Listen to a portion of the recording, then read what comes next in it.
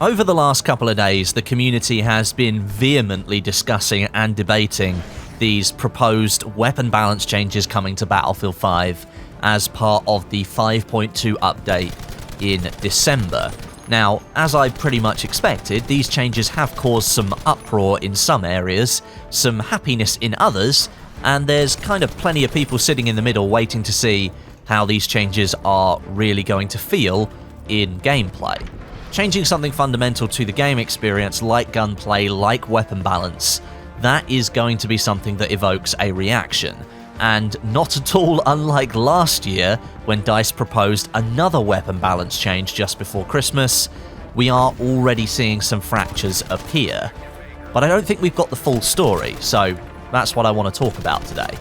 But before I talk about that, I've got to shill one last time. I've just got to do it.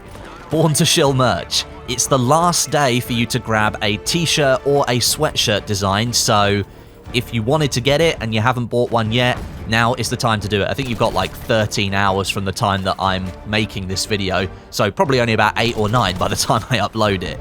So head over to bit.ly/Westie shop right now and get yours, or click the link at the top of the description before it's gone. Now, in my video on Friday, I did say that these sorts of changes, as controversial as they may be, they're best made around a time when the game is in a good position after a considerable period of time, if you're going to make these kinds of changes. Now, in comparison to the last time that changes of a similar nature were suggested, Battlefield 5 is in a very good position at the moment. Back in December last year, Battlefield 5 was looking really, really rough. So at least you can say that DICE tried to find a better point this time around. But what's most concerning to me with these changes at the moment, and I said this in the intro, is that we don't even have half the story when it comes to these changes. We don't even really know what these changes are actually going to do. The blog post that DICE released, that chose to highlight the changes in bullets to kill for some of the most popular weapons in the game. But it also mentioned that there would be several other changes happening to these weapons, and indeed most of the other weapons in the game as well. This would provide a new weapon balance point that sought to bring more variety in weapons to all of the players of the game. Now, that's all well and good. That's absolutely fine if you want to go forward and do that, but unfortunately, the blog post failed to provide further in-depth examples of what those other changes were going to be. Instead, simply just naming the elements. For bullets to kill, we were given graphs to show changes to 5 different weapons. But for the recoil, the starting ammunition, and the rate of fire, and some other elements that were mentioned too, we got absolutely no data whatsoever. This means that most of the people reacting to these weapon balance changes are reacting without all of the information that they need to come to an informed opinion on the matter. Now, that isn't their fault, of course, because they don't have the information, it wasn't given to them, but it is the situation that has now occurred, and that's led to what we've seen happen over the last couple of days. We've seen outrage, we've seen anger, we've seen disappointment, and I'd say in general, we're seeing lots of people confused about what's really going to happen here. People don't have a clear picture of what these changes are going to do to the game that they like to play. I think we need more information on the examples that DICE has given in that blog post, and perhaps some further examples for weapons that aren't as popular as the STG, the MG42, and the Thompson submachine gun. If you read the blog post again, there is language in there that clearly points to this change, trying to improve the attractiveness of all other primary weapon options, but we don't have any example graphs on bullets to kill, and we don't have any information on some of the less popular weapons that will be changed in Update 5.2. And that seems like quite a big oversight, considering that this change is supposed to help those weapons and lessen the appeal of some of the current popular weapons, and try and bring them into balance a little bit more so there are more options that are more viable to be picked in any one scenario. All the blog post did was show how popular weapons are going to change, which of course is bound to attract the wrong kind of attention. Now, we know that the patch notes for Update 5.2, they're going to be released alongside the update in December.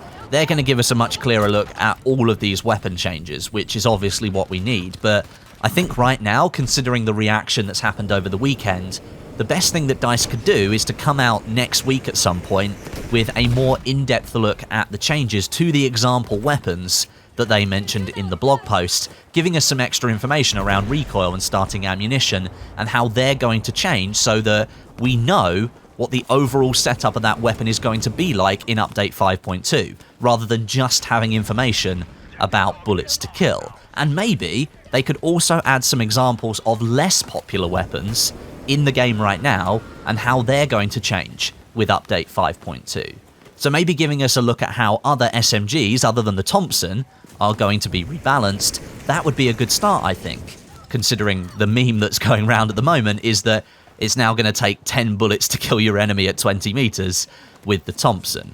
Now, the Thompson is a very fast-firing weapon compared to something like the MP34, which is surely going to be treated differently. I mean, there's absolutely no way that DICE could apply the same bullets to kill model to the MP34 as they're going to the Thompson, or it'd end up as an even worse choice than it already is. Let's say they did apply the same logic so that both weapons take 10 bullets to kill at 20 meters. Well, you're always going to pick the Thompson because the rate of fire is that much higher, you're going to do that damage quicker and you're going to kill somebody quicker, so the MP34 would be an even worse option.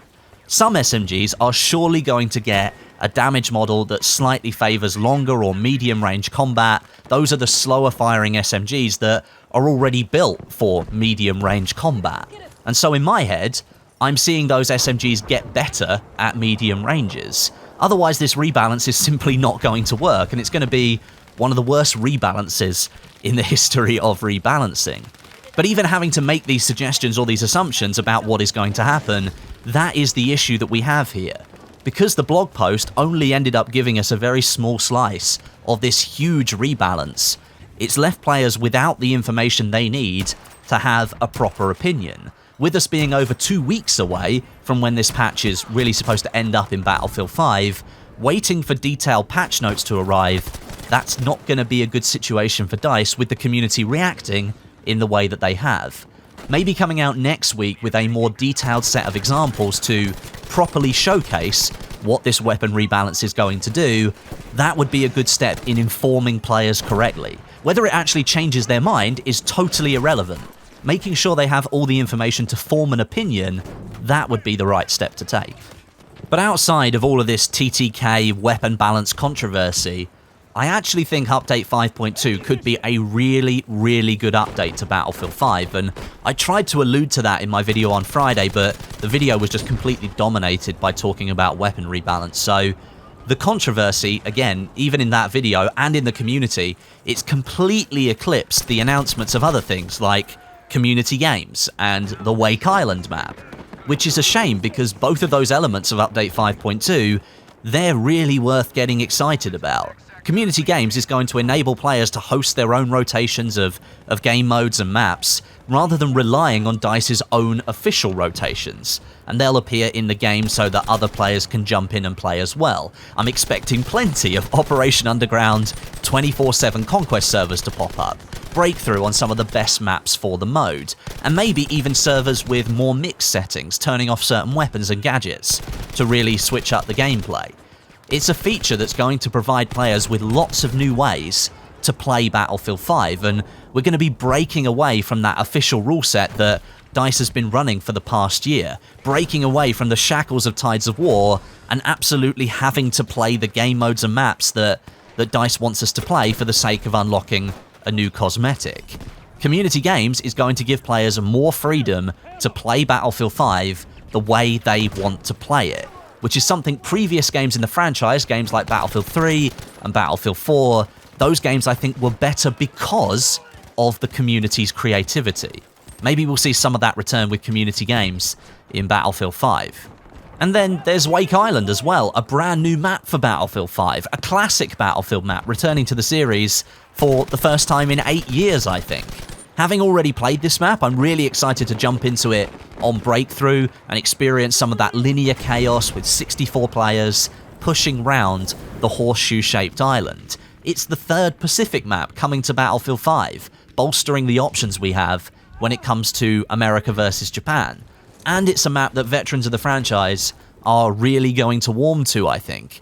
its release, or the announcement of its release, has completely flown under the radar because of this weapon balance talk. And that's a real shame, because this kind of content, Wake Island, a new map, is exactly what Battlefield 5 players have been asking for a long time now. We got a really good update with the Pacific, and now we're getting an extension to that update with Wake Island. It's new, engaging content.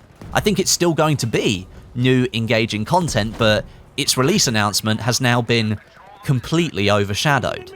And on top of all of that, there will be other changes coming with Update 5.2. There's going to be lots of fixes to things that aren't working properly. There's the spotting improvements. There's something I forgot to mention in my video yesterday or on Friday. A refinement of the attack angles on tanks so that we don't get those annoying 1 damage hits anymore. It's been completely rebalanced and completely changed so that it's a little bit more simple to understand how your explosives are going to damage tanks. And for tank drivers, it's easier for them to understand what kind of incoming damage they're going to get from an infantry player holding a Panzerfaust at the side of their tank. The whole thing is being refined. There will be loads more besides just the weapon rebalance. And all of it is being massively overshadowed, which is a real shame. As I said in my video on Friday, I'm not really a fan of the general direction that DICE appears to be going in with this weapon rebalance, but there is so much more besides that we can still be excited about, and I think it's worth remembering that. And there we are. That's all I've got for today, folks. I will be back next week with more Battlefield 5 content, regardless of this weapon balance conversation. I'm still going to be playing Battlefield 5 because it is now in a much better position than it's ever been, and I really don't want a weapon rebalance, for me personally, to become a reason that I don't like playing this game again. I really want to give it a chance and see how it plays first of all.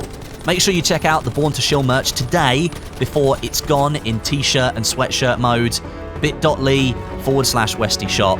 Go and grab it now before it disappears. And on top of that, I hope you all have a great Sunday. I'll catch you all in the next video.